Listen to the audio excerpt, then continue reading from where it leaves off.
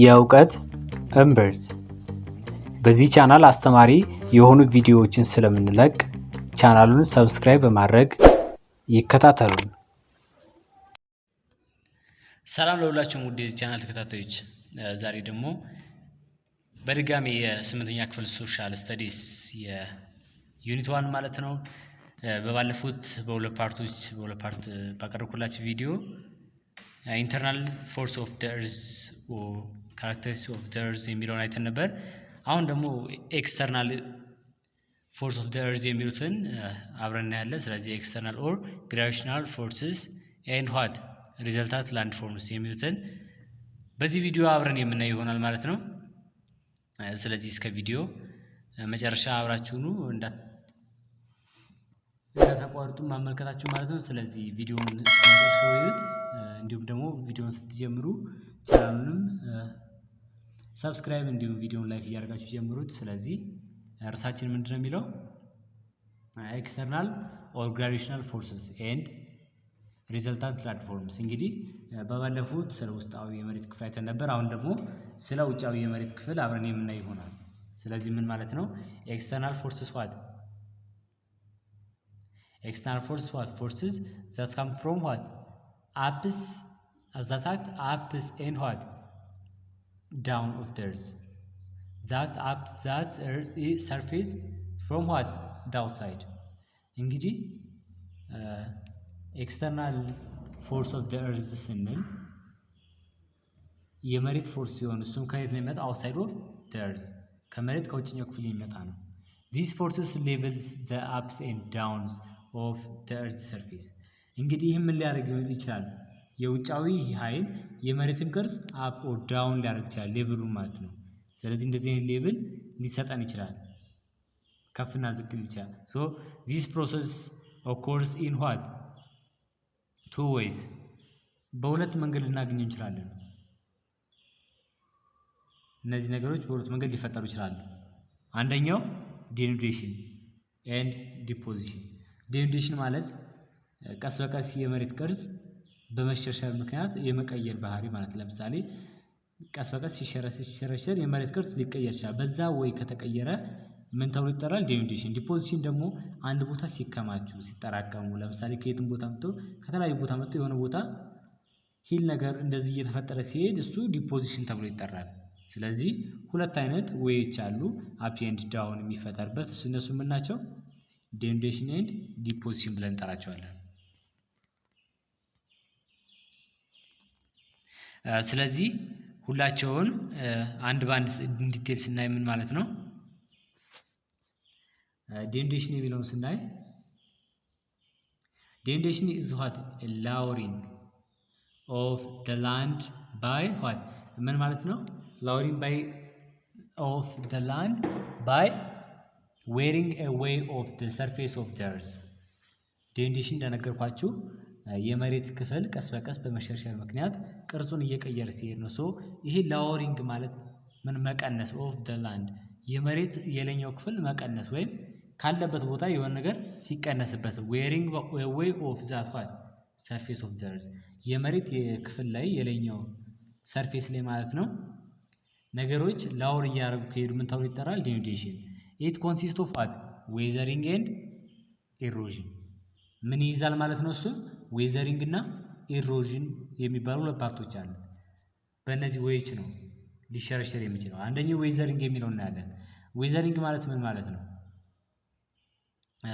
ዌዘሪንግ ማለት ሪፈርስ ቱ ዋት the breaking down of rocks into smaller particles። ምን ማለት ነው? የአለቶች ወይም የድንጋዮች መሰባበር ከሆነ አለ እሱ ምን ተብሎ ይጠራል? ዌዘሪንግ ብለን እንጠራዋለን። ስለዚህ ዌዘሪንግ ማለት የድንጋይ ወይም አለቶች መፈርፈር መሰባበር እንደማለት ነው። እሱ ሪፈር ቱ ዘ ብሬኪንግ ዳውን ኦፍ ሮክስ የድንጋዮች መሰባበር ኢንቱ ስሞለር ፓርቲክልስ ወደ ትናንሽ ነገሮች ሲሰባበር ዌዘሪንግ ይባላል። ዜር አር ቱ ታይፕስ ኦፍ ዋት ዌዘሪንግ ሁለት አይነት የዌዘሪንግ አይነቶች አሉ። እነሱም ዚስ አር ፊዚካል መካኒካል ኤንድ ዋት ኬሚካል ዌዘሪንግ። ሁለት አይነት ዌዘሪንግ አለ። አንደኛው ፊዚካል ነው፣ ሁለተኛው ኬሚካል ዌዘሪንግ ነው። ሶ ኢን ዲቴል ፊዚካል ዌዘሪንግ ማለት ምን ማለት ነው የሚለውን ስናይ ፊዚካል ዌዘሪንግ ኢዝ ኢት ኢዝ ዋት ፕሮሰስ ባይ ዊች ሮክስ አር ብሮክን ኢንቱ ስሞለር ፒስ። የድንጋይ አለቶቹ ወደ ትናንሽዬ ፒሶች ሲሰባበሩ ምን ተብሎ ይጠራል? ፊዚካል ዌዘሪንግ ብለን እንጠራዋለን። ኢትስ ሜን ኤጀንት ኦር ኮዝ አር ቴምፕሬቸር ቼንጅ፣ ፍሮስት አክሽን ኤንድ ዋት ፕላንት ኤንድ አኒማል አክሽን። እንግዲህ ፊዚካል ዌዘሪንግ እንዲከሰት ወይም ኮዙ ኤጀንቶቹ እነማን ናቸው? የአየር ሁኔታ መቀየር፣ ፍሮስት አክሽን፣ ፕላንት ኤንድ አኒማል አክሽን ናቸው ማለት ነው። ስለዚህ በቴምፕሬቸር ቼንጅ፣ በፍሮስት አክሽን ኤንድ ፕላንት ኤንድ አኒማል አክሽን በእነዚህ ምክንያት ምን ሊከሰት ይችላል? ወይም የምን ኤጀንት ናቸው እነዚህ? የፊዚካል ዌዘሪንግ ኤጀንት ናቸው ማለት ነው። ስለዚህ ፊዚካል ዌዘሪንግ ስናይ እና አንደኛው በምንድነው ኤጀንቱ ቴምፕሬቸር ቼንጅ ያደርጋል። ስለዚህ ይሄ ማለት ምን ማለት ነው የሚለውን ስናይ ዘ ቴምፕሬቸር ቫሪዬሽን ቢትዊን ዋት ዴይ ኤንድ ናይት። እንግዲህ በቀንና በሌሊት ምን አለ? የሙቀት ልዩነት አለ፣ ቴምፕሬቸር ቼንጅ አለ። ሶ ኮዝ ሮክ ቱ ዋት ኤክስፓንድ ኤንድ ኮንትራክት፣ እንዲለጠጡና እንዲጨባበጡ ማለትም ኤክስፓንድ እንዲያደርጉና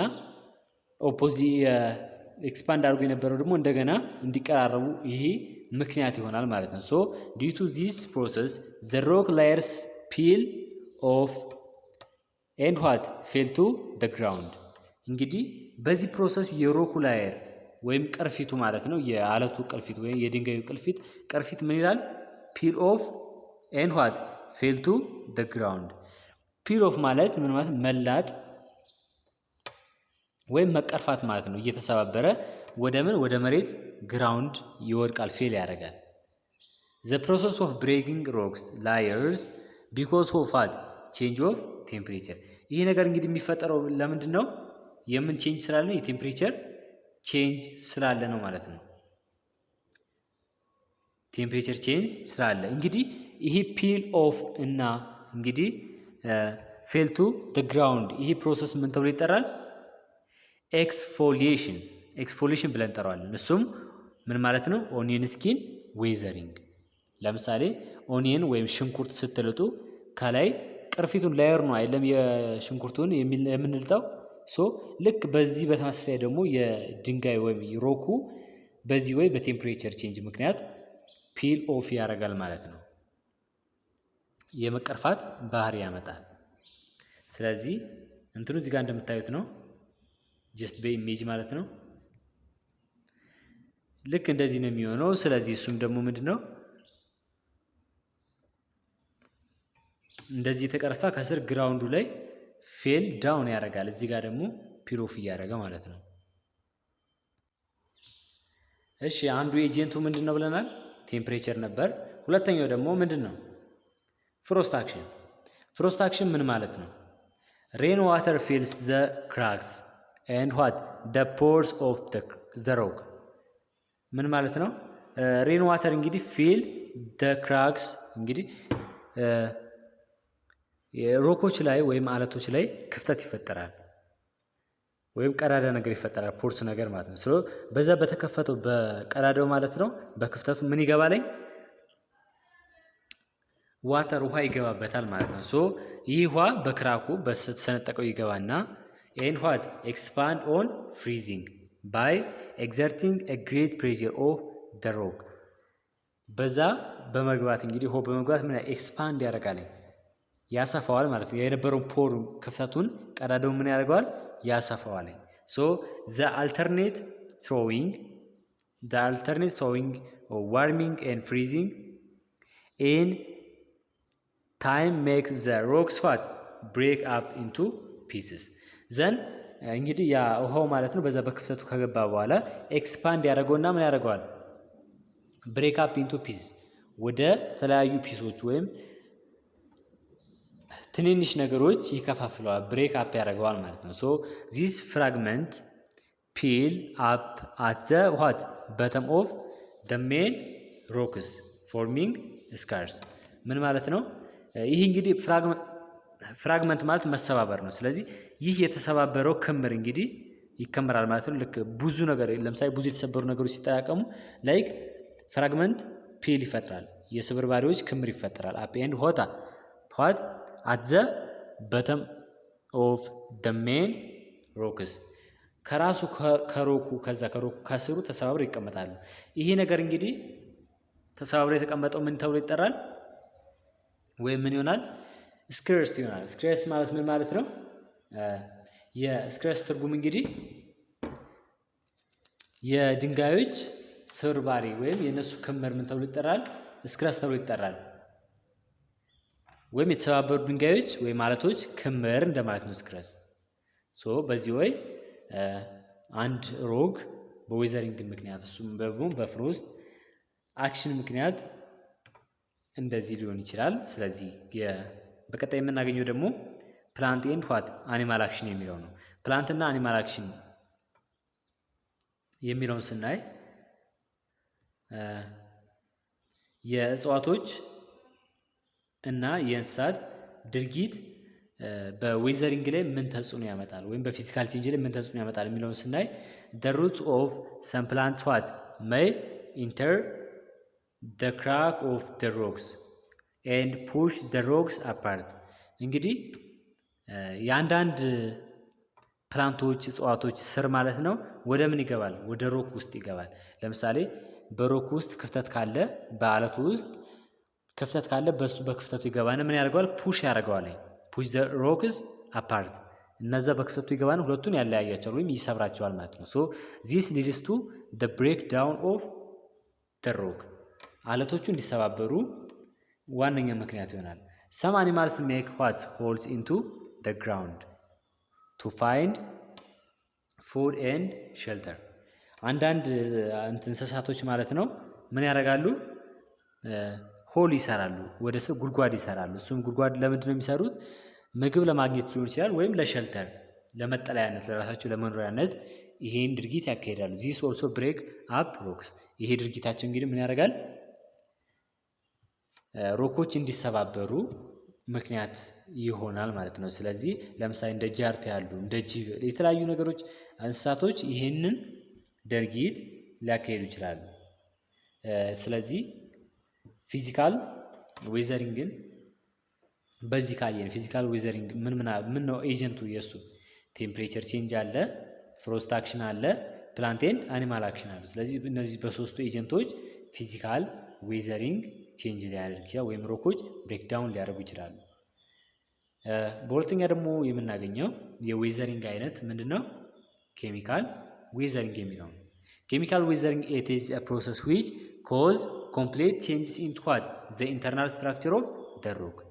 የመሬትም እንግዲህ ማለት የሮክ ወይም የአለቱ ኢንተርናል ስትራክቸር ነው የሚቀየረው። ኢትስ ሜን ኤጀንትስ አር ሬን አክሽን ኤንድ ዋት ፕላንቴን አኒማል አክሽን። ለዚህ እንግዲህ ሜን ኤጀንት የሚሆነው ሬን አክሽን በዝናብ ምክንያት ወይም በእንስሳትና በእጽዋቶች ድርጊቶች በእነዚህ አክሽን ዋና ኤጀንት ሊሆኑ ይችላሉ። ስለዚህ በመጀመሪያ ሬን አክሽን ስናይ ምንድን ነው የሚለን? ሬን አክሽን የሚለውን ስናይ ማለት ነው when rain water passes through the atmosphere it takes in carbon dioxide and form carbonic acid። ምን ማለት ነው? ዝናቦች እንግዲህ በአትሞስፌር ፓስ ያደርጉ ማለት ነው ምን አለ? ካርበን ዳይኦክሳይድን ይወስዳሉ። ለምሳሌ ከግራውንድ ይወስዱና ዘን ያ ካርበን ዳይኦክሳይድ ደግሞ ወደ ምን ይቀየራል? ካርቦኒክ አሲድ ሬን ይቀየራል፣ ወደ አሲዳማ ዝናብ ይቀየራል።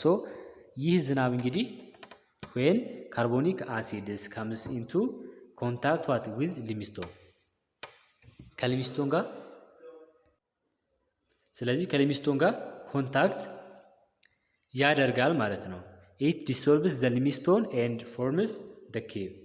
ምን ዋሻ ይፈጠራል። እንግዲህ በእነዚህ ምክንያት ዋሻ የሚፈጠርበት ሰዓት ምን ነው? the cave contain what features such as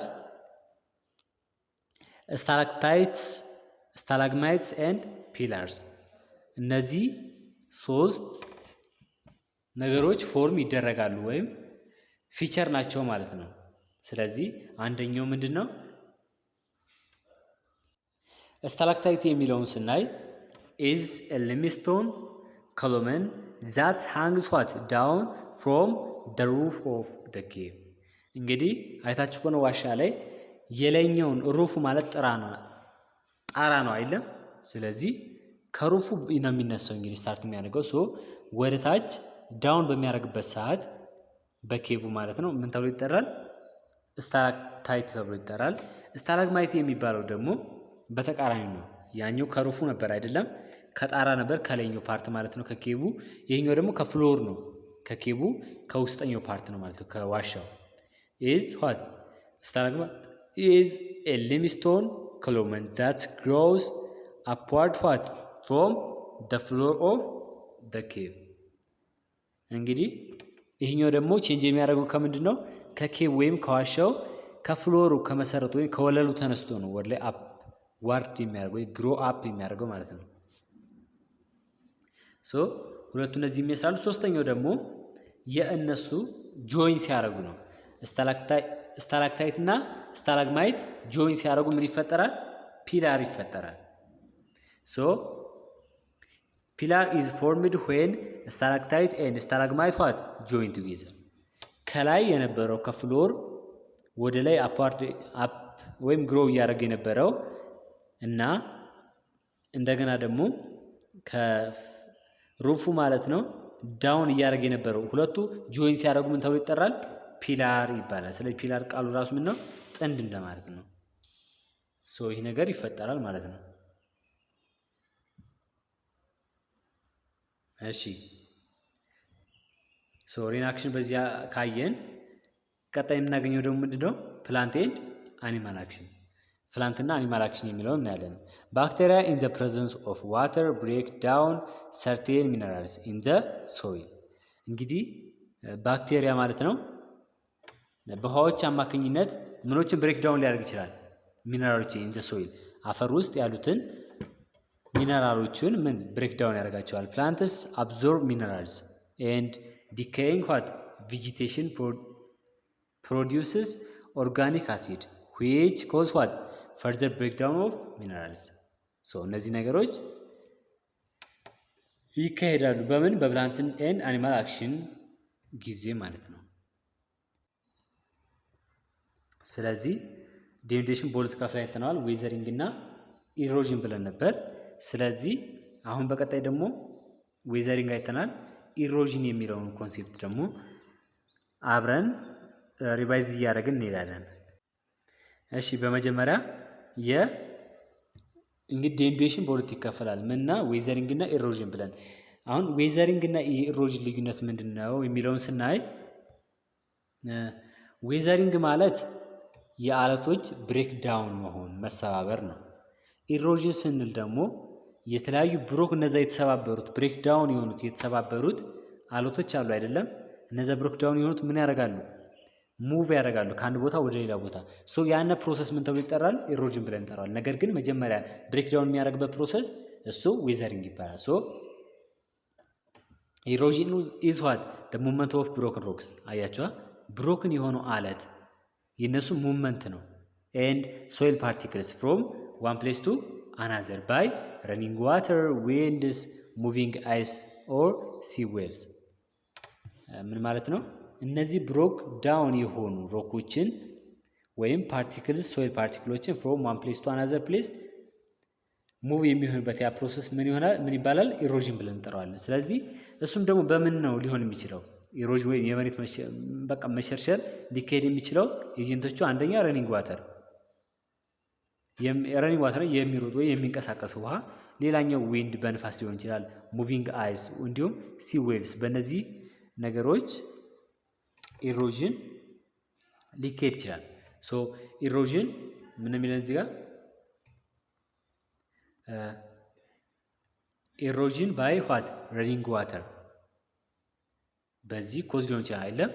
ኢሮዥን በረኒንግ ዋተር የሚለውን እስኪ አብረን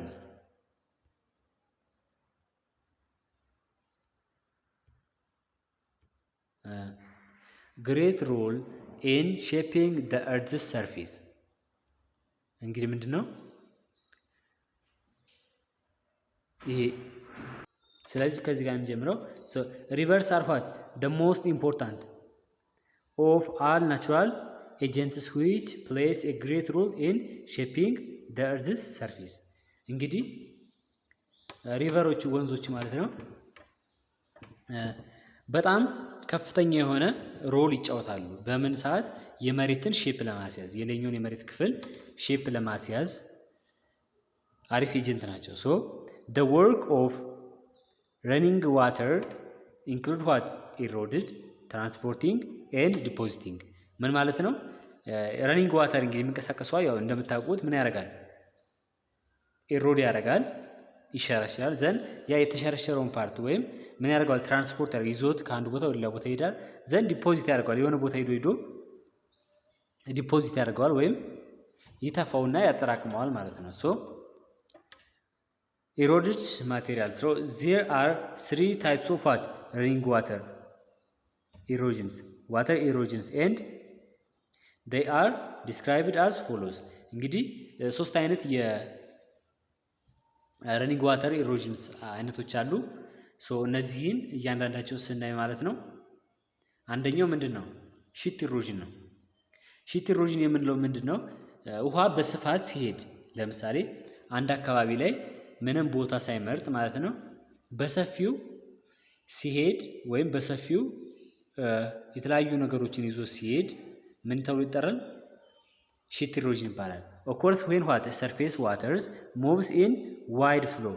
በሰፊው እየጎረፈ ሲሄድ ምን ተብሎ ይጠራል? ሺት ኢሮዥን ይባላል። እንደገና ሪል ኢሮዥን የሚባለው ደግሞ occurs when what? surface waters cuts relatively small channel። እንግዲህ በሰፊውም ሳይሆን በትንሽዬው ሆኖ ግን ምን የራሱ የሆነ ቻናል እየፈጠረ ምን የጎርፍ ጉድጓድ እየፈጠረ ሲሄድ መሬቶችን እየሸረሸረ በትንሽዬው ለራሱ ያ እየጎረጎረ የሚሄድ ከሆነ ምን ተብሎ ይጠራል? ሪል ኢሮዥን ይባላል። ገሊ ኢሮዥን የሚባለው ደግሞ occurs when what? floods cut deep wide gorges። የተለያዩ ገደሎችን እየፈጠረ ሲል ለምሳሌ አይታችሁ ከሆነ የወንዞች ባሉበት አካባቢ ያሉ መሬቶች የተለያዩ ነገሮች ይሸረሸራሉ።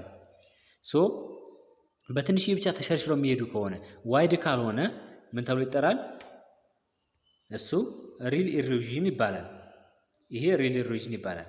ነገር ግን የተለያዩ ጎርጀሶችን ማለት ነው ገደሎችን እየፈጠረ የሚሄድ ሸለቆችን ማለት ነው እንዲሁም ደግሞ በሰፊው የሚሄድ ከሆነ እሱ ምን ተብሎ ይጠራል? ገሊ ኢሮዥን ይባላል። ባጭሩ የሁለቱ ፔር ነው፣ የሁለቱ ጥንድ ነው ማለት ነው። የሁለቱንም ኢንክሉድ አድርጎ ያዘ ነው። ስለዚህ ኢሮዥን በተለያዩ መንገዶች ሊሄድ ይችላል። እሱም አንደኛው በረኒንግ ዋተር ነው። ሌላኛው ደግሞ በምን ነው? በዊንድ ኢሮዥን ነው፣ በንፋስ አማካኝነት። ዊንድ ኢዝ ዋት? ዘ ስትሮንገስት ፎርስስ ኢሮዥንስ ኢን ዘ ዴዘርት። እንግዲህ በበረሃማ ቦታዎች ላይ ከፍተኛ ኢሮዥን ሊያስከትል የሚችለው ወይም የተለያዩ የመሸርሸር ኬዞችን ሊያስከትል የሚችለው ማን ነው? ዊንድ ኢሮዥን ነው። as it's blow across what? the desert surface it picks up and transport grains of and what? from one place to another part of the desert። ምን ማለት ነው? ይሄ በሚሆንበት ሰዓት እንግዲህ የተለያዩ ማቴሪያሎችን ግራይኖችን ጥራጥሬዎችን ማለት ነው እንደገና የተለያዩ ሳንዶችን ሊሆን ይችላል እና አሸዋዎችን የተለያዩ ነገሮችን ከአንድ ቦታ ወደ ሌላ ቦታ ወደ ሌላ ዴዘርት ሙቭ ያደርጋቸዋል ማለት ነው። ስለዚህ ዊንድ ኢሮዥን ኤንድ ዲፖዚሽን ፍሮም ዲፈረንት ላንድ ፎርምስ ምን ያደርጋሉ? እንግዲህ ይሄ ዊንድ ኢሮዥን ኤንድ ዲፖዚሽን ፎርም ያደርጋሉ፣ የተለያየ ላንድ ፎርም ያደርጋሉ ማለት ነው። ስለዚህ ከነሱ መካከል ከሚፈጠረው የላንድ አይነት ወይም የተለያዩ የመሬት ቅርጾችን ይፈጥራሉ። በምን አማካኝነት? በንፋስ አማካኝነት። ለምሳሌ አንዱ ንፋስ ከበረሃማ ቦታ የተለያዩ ግሬኖችን እንዲሁም ደግሞ ሳንዶችንም የተለያዩ ነገሮችን ሙቭ በማድረግ ከአንዱ ወደ አንዱ ቦታ በመውሰድ ዲፖዚት ያደርጋቸዋል ሙቭ ካደረገ በኋላ። ስለዚህ ያ ዲፖዚት የተጠራቀመው ነገር የራሱ የሆነ ላንድ ፎርም ይኖረዋል፣ ይፈጥራል ማለት ነው። የመጀመሪያው ሳንድ ደን ይባላል። ይሄ እንግዲህ ምነው ኢዝ ኤ ስሞል ሂል ኦፍ ሳንድ ፎርምድ ስሞል ሂል ማለት ትንሽ የሆነች ኮረብታ ነገር ይፈጠራል። ባይ ዘ አክሽን ኦፍ ዘ ዊንድ በንፋሱ አማካኝነት ኮረብታ ነገር ይፈጠራል ማለት ነው። ሶ ሌላኛው ደግሞ ባርቻ ነው። ባርቻን ኢዝ ኤ ሳንድ ሂል ነው ዛት ሃዝ ዋት ክሬሰንት ሙን ሼፕድ እንግዲህ ጨረቃ የሚመስል ቅርጽ ያለው የመሬት ክፍል ይፈጠራል። ሶ እንደዚህ አይነት ከሆነ ባርቻን ተብሎ ይጠራል። ሶስተኛው ደግሞ ሎዝ ዲፖዚት ሲሆን እሱም ዲፖዚት የሚያደርግ ምን ነው? ዲፖዚሽን ኦፍ ፈርታይል ሶይልስ ኢን ዘ ዴዘርት ባይ ዊንድ በንፋስ አማካኝነት ለማፈር ሲፈጠር ለምሳሌ ከተለያየ ቦታ አምጥቶ የሆነ ቦታ ለማፈር ክሬት ሲደረግ ዲፖዚት ከሆነ ምን ተብሎ ይጠራል? ሎዝ ዲፖዚት ተብሎ ይጠራል ማለት ነው።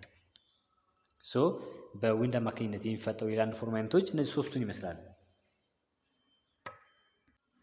ስለዚህ ውድ የዚህ ቻናል ተከታታዮች የዛሬው ቪዲዮ ክፍላችን ይህን ይመስል ነበር። በሚቀጥለው ቪዲዮ ደግሞ ስለ ኮምፖዚሽን ኤንድ ስትራክቸር ኦፍ ዘ እርዝ አትሞስፌር የሚለውን ይዤላችሁ እቀርባለሁ።